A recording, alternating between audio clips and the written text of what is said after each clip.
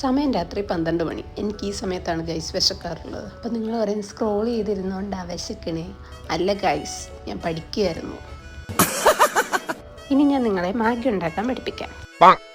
Guys trust me, ഇത് ഭയങ്കര tasty മാഗിയാണ്. കാരണം ഇവിടെ നമ്മൾ നമ്മുടെ കിച്ചണിൽ കിട്ടുന്ന എല്ലാ മസാലാസും ഇടും. അതായത് മഞ്ഞപ്പൊടി, മല്ലിപ്പൊടി, മുളക് പൊടി, കുരുമുളക് പൊടി, ഗരം മസാല, ഉലുവാപ്പൊടി. ഈ ഉലുവാപ്പൊടി ഇടല്ലേ കഴിക്കും. അപ്പം ഇത്രയും മതിയെന്നേ. അത് കഴിയുമ്പോഴത്തേക്കും നല്ല മണം വരാൻ തുടങ്ങും. ഇത് കറി മാഗിയായിരുന്നു ഗൈസ്. ഇതിനെ നമ്മൾ രസം മാഗിയാക്കി.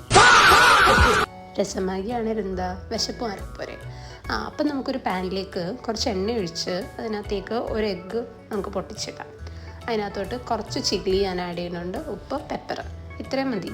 നമുക്ക് ബുൾസൈറ്റ് വേണ്ട, ജസ്റ്റ് ഒന്ന് ഫ്ലിപ്പ് ചെയ്തിങ്ങി എടുക്കാം. പക്ഷേ യോക്ക് കംപ്ലീറ്റ് കുക്കാവല്ലേ. എന്നിട്ട് അതുകൂടെ എടുത്തിട്ടും കഴിക്കാനേ നല്ല ടേസ്റ്റാണ്. ട്രൈ ചെയ്തിട്ട് പറ.